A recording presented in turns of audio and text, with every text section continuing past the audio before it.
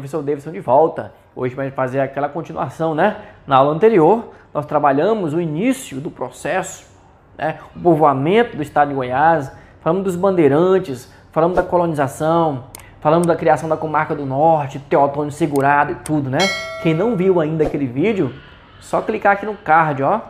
Clica, assista ele primeiro, depois você vem para este, porque este aqui é a aula número 2. Nós vamos falar sobre o movimento separatista. E aqui a figura do Teotônio Segurado.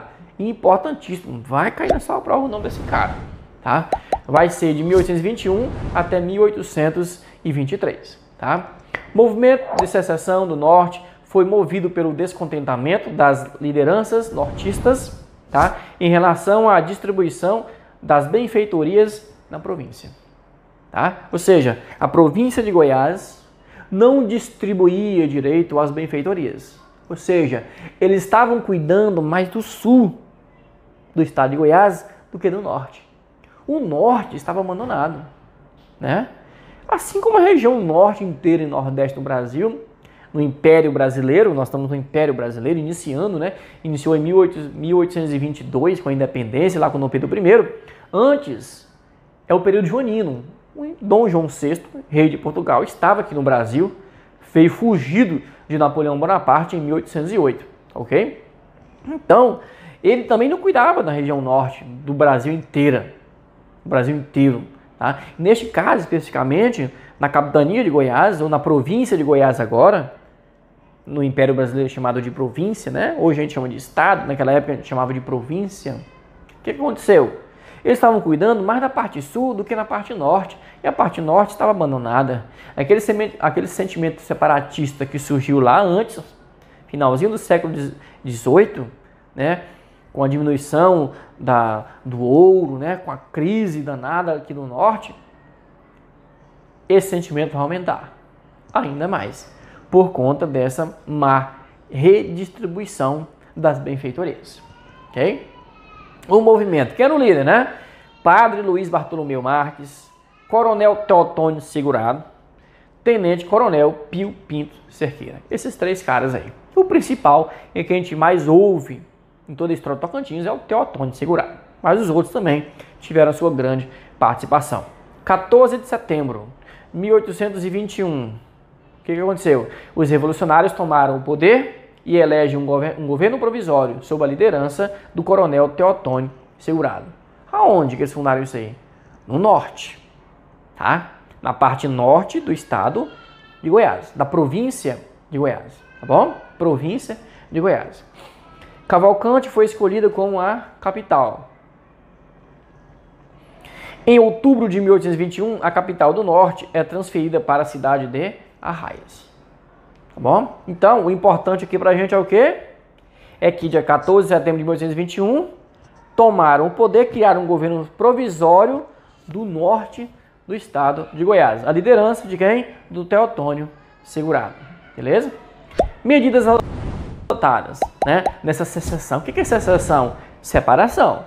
Separação, no caso, entre norte e sul. Beleza? O que eles fizeram? Suspensão da remessa de dinheiro para o sul. Ou seja, tudo aquilo que era arrecadado no norte, ficou no norte, não ia para o sul mais. Tá bom? Abolição dos impostos sobre o gado e da entrada do sal e ferramentas na província. Acabou com esses impostos, que é para quê? Para melhorar a chegada desses produtos na região, já que não tem impostos para eles entrarem. Tá? Elevação de alguns arraiais à condição de vila, ó, subiu de categoria, né? São José, Carmo, Chapada e São Domingos. Ok, tranquilo. Defendiam a separação do território em relação ao resto do país. Ei, presta atenção. É um movimento separatista, tá? Queria se separar do Goiás? Queria, tá? Queria se separar do resto do país? Também. Olha só que interessante, né? Não era só um movimento separatista ali interno, entre o estado de Goiás, né? Eles queriam separar o norte do sul do Goiás e queriam também se separar do resto do Brasil, tá? No entanto, não defendiam a independência do Brasil em relação a Portugal. Eles queriam que o Brasil continuasse ligado a Portugal, fosse uma colônia portuguesa, mas esse norte do estado de Goiás fosse separado do Brasil. Olha só que detalhe interessante, beleza? Fracassou. Fracassou. Por quê? Quais as causas desse fracasso? Né? Em janeiro de 2022, olha, 22, janeiro de 22, Dom Pedro I ainda não tinha proclamado a independência. Foi 7 de setembro de 1822. Atenção à história nacional, hein? Teotônio Segurado se ausenta para participar das cortes em Portugal e a capital é transferida para a Natividade. O que Teotônio queria lá nas cortes de Portugal? As cortes portuguesas estavam querendo justamente que Dom Pedro fosse embora. Que Dom Pedro não ficasse aqui e fizesse uma independência. As cortes portuguesas queriam que o Brasil se tornasse uma colônia do jeito que era antigamente, tá? Mas Dom Pedro não voltou. Dom Pedro ficou aqui no Brasil e proclamou a independência em 7 de setembro de 1822. E Teotônio Segurado era um político importante. Ele estava lá discutindo isso, lá em Portugal, discutindo essa ideia, tá bom? Desentendimentos entre os revolucionários, disputas entre municípios de Cavalcante, e Natividade. Tá? Então, quais os fatores que fez com que ocorresse esse fracasso? Primeiro que Teotônio Segurado estava lá em Portugal, participando das reuniões das cortes portuguesas. Daí, como ele estava lá, a galera começou a brigar aqui, né? Os municípios, as elites, né? De Cavalcante, e Natividade, começou a brigar. Não, eu quero ser o centro. Natividade, não, eu quero ser a capital. Não, eu quero ser capital. Aí não deu certo, né? E a baixa arrecadação na região também. O comércio não tinha ainda florescido, ainda estava iniciando, então não tinha muito dinheiro para manter o norte separado do sul. Então, fracassou. Tá? Qual o resultado disso? 24 de abril de 22, o governo do norte é dissolvido. Olha aí, galera. Aquele avanço do nada que tinha tido, né?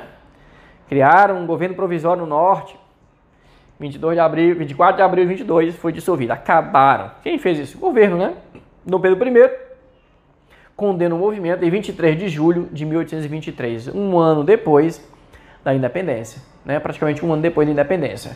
Então, beleza, ó. Condena o movimento. Esse movimento aí é inimigo da paz, é inimigo do Brasil, tá? Se fosse possível, mandar as tropas. Mandaria as tropas. Assim como mandou em outros movimentos que tivemos no Brasil, aí na Bahia, no Pará, no Maranhão. Tá bom? Mas não precisou. O movimento foi dissolvido. Fracassou. Beleza? Tocantins durante a segunda metade do século XIX. Vamos falar um pouquinho mais do Tocantins, tá? Vamos lá. Pobreza, isolamento, esquecimento por parte das autoridades. Tá bom? Na verdade, volta aqui. Tocantins não, né? O norte de Goiás, galera. Norte de Goiás durante a segunda metade do século XIX. O Tocantins só em 1988. Tá bom? Somente em 1988. Ok? Pobreza, isolamento, esquecimento por parte das autoridades. Assim como o norte do Brasil inteiro, havia isso aí. Não é só um privilégio do norte do Goiás, não. Tá ok? Correntes obrigatórias, Bahia, Maranhão e Pará, a galera foi indo embora, né? Manutenção de sentimento separatista. O sentimento separatista permaneceu, né? A galera não esqueceu, não queria ficar ligado ao sul, porque os privilégios eram para o sul e não para o norte. E o norte ficava sempre abandonado, beleza? Visconde Tunei, nas condições de deputado pela província de Goiás, propôs a separação do norte goiano para a criação da província de Boa Vista Tocantins. Ó, com a capital em Boa Vista, Tocantinópolis, hoje a gente chama de Tocantinópolis, né? Em 1863. Olha só, primeiro político aí, deputado, falando dessa separação. Século XIX, 1863. Um cara chamado de Visconde de Tunei propôs essa separação, tá ok? Propôs para quem? Para Dom Pedro I, tá ok?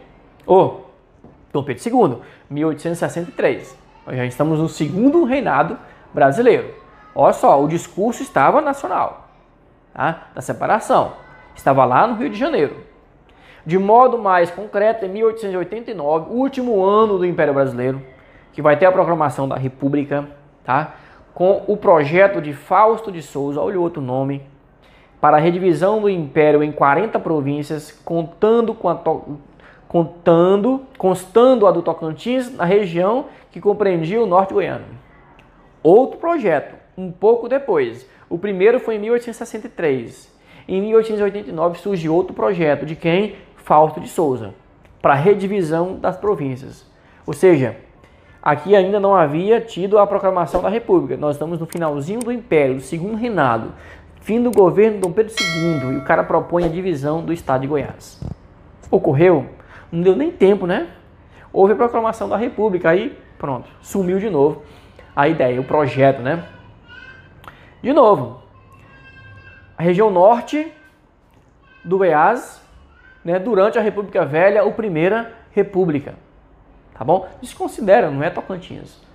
Porque para a gente entender melhor, né, para a gente visualizar melhor, a gente fala Tocantins. Mas não é ainda o Tocantins, tá? Só vai ser criado em 1989, na nossa Constituição Cidadã, beleza? Então, no tempo da Primeira República, a República Velha, tá? O que estava acontecendo nessa região? República Velha, para você se lembrar, é a República do Café com Leite, né? Onde Minas e São Paulo mandavam no Brasil, ok? Devido à centralização do poder na região da cidade de Goiás, né? O norte, o Tocantins, continuou sendo desprivilegiado na distribuição das benfeitorias do estado, né?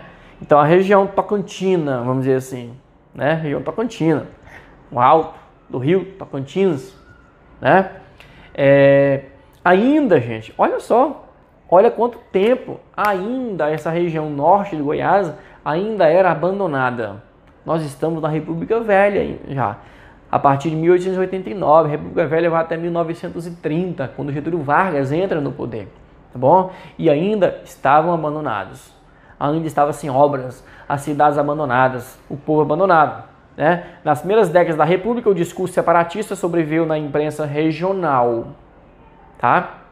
Ninguém estava falando disso lá no Rio de Janeiro, no governo, nos presidentes, não estava falando, tá? Só que regionalmente. Aonde que estava acontecendo isso, né? Principalmente em Porto Nacional, maior centro econômico e político da época, em periódicos como Folha do Norte e Norte de Goiás. Nos jornais mesmo da região que estava falando disso, dessa separação. Lá no Rio de Janeiro, ninguém mais tocava nisso. Nós vimos que falavam no final do Império. Agora, na República Velha, ninguém estava tocando nisso novamente. O discurso separatista permaneceu em âmbito local. Importante, o discurso separatista permaneceu. Nacional ou não, mas ele permaneceu. A gente está vendo que, desde o início do século XIX, o movimento separatista, o discurso separatista, ele vem se desenvolvendo e se fortalecendo, mesmo em âmbito local, às vezes nacional. Tá bom? Era Vargas, a região tocantina na Era Vargas. O que vai acontecer? Né? Aqui no tempo do Getúlio Vargas, vai de 30 até 1945. O que vamos ter aqui? A partir da década de 1930, o discurso separatista retorna à esfera nacional.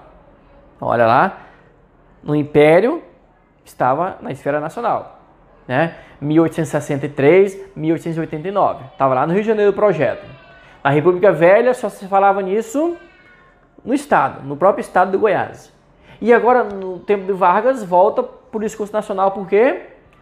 Porque estavam fazendo uma Constituição de 37, tá?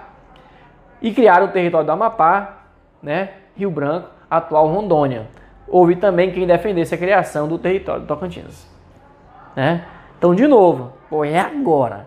Nessa nova Constituição de 37, a gente vai conseguir criar o Estado do Tocantins. Criou? Não foi dessa vez ainda, né? Já tentando de novo. O movimento separatista continua, né? O sentimento de separação em relação ao Sul continua.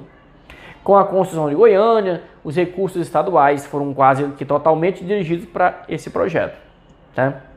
Ou seja, o projeto, a ideia de criação de Tocantins, deixou para depois novamente. Com o estabelecimento das CANG, Colônias Agrícolas Nacional de Goiás, ocorreu uma forte ocupação de terras devolutas, abandonadas, que não estavam fazendo nada, né? Não estavam usando, na região norte. Conflitos fundiários, lutas camponesas nessa região, tá certo? Então, a Colônia Agrícola Nacional. O que foi isso? Ocupação de terras que estavam abandonadas nessa região aqui, onde hoje é o Tocantins.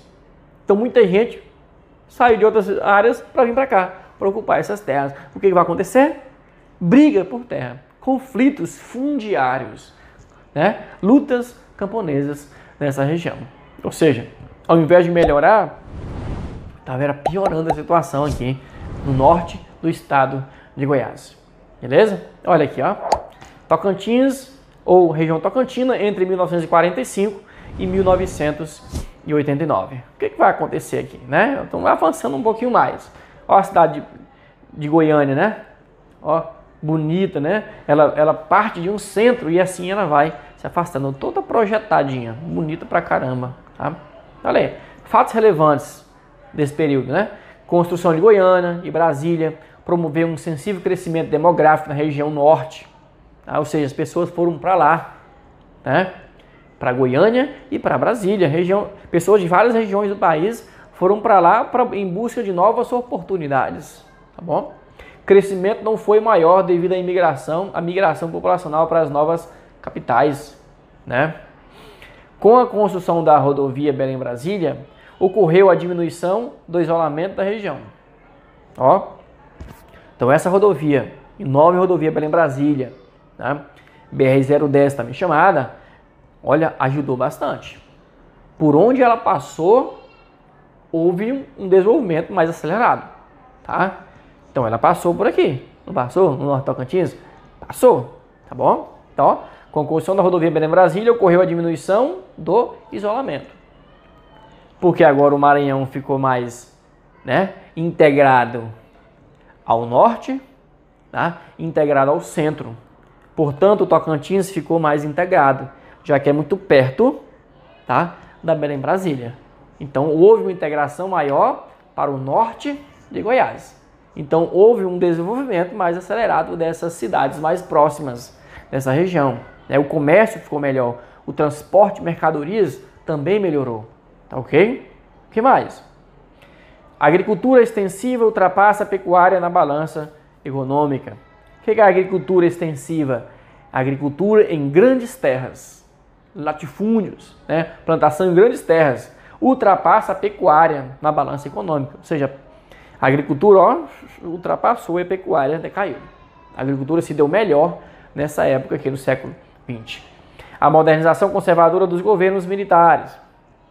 Ponto importante se tocar, né? Nós estamos falando nesse tempo aqui, século XX, meados do século XX.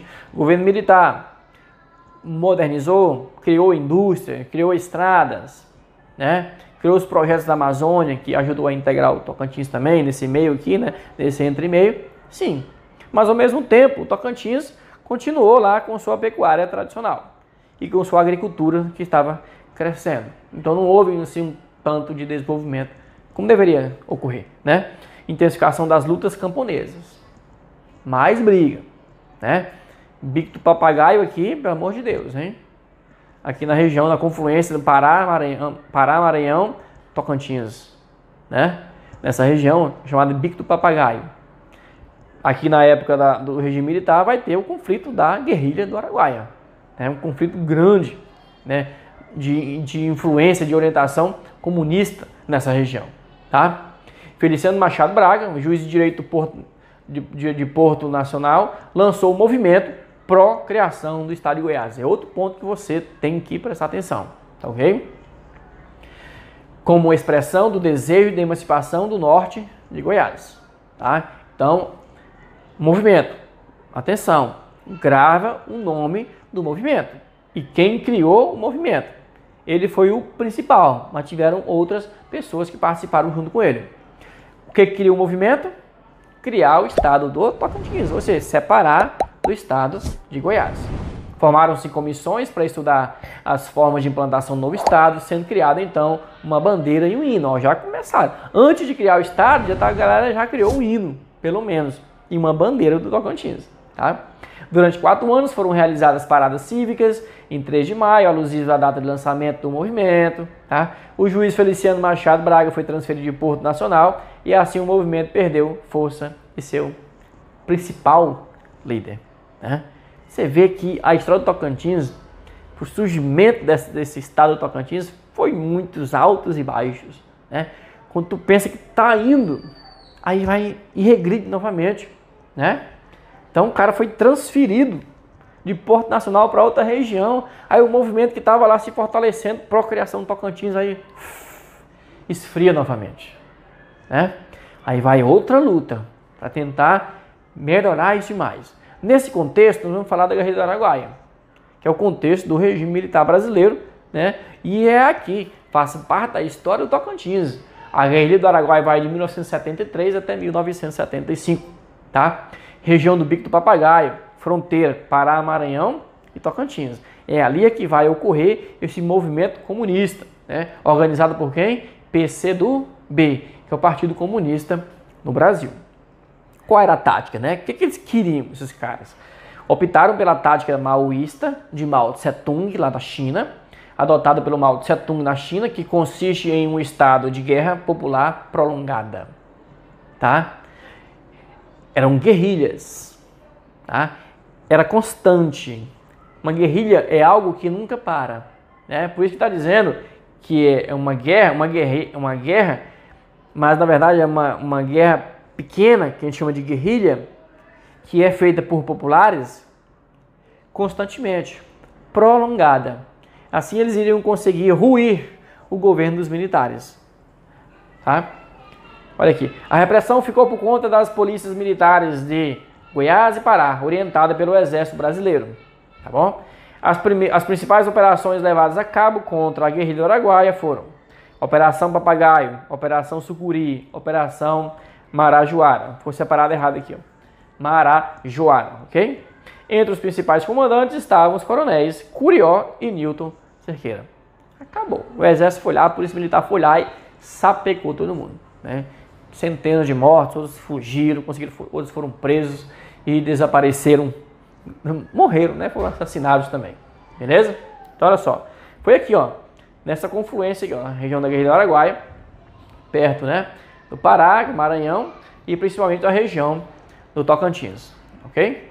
Então olha só, aqui uma charge em relação a essa guerrilha, está dizendo, ó, preparação para o discurso oficial, né? Não existem arquivos, não houve execuções no Araguaia, guerrilheiros morreram em combate, tá? Até porque no final do regime militar criaram umas leis que retiraram todos os crimes cometidos pelos militares no tempo do Araguaia, né? No tempo da Guerrilha do Araguaia ou no tempo de todo o regime militar que durou de 1964 até 1985. Tá? Então isso aí foi acobertado pelo próprio governo brasileiro, ok? Beleza? Então, de novo, foca no professor Davidson, o lembrador, tá? Inscreva-se no canal, ative o sininho para você não deixar, tá? Para você não perder os próximos vídeos, para você receber as notificações. Olha que eu publicar, você recebe a notificação. Beleza? Um abraço, até a próxima aula.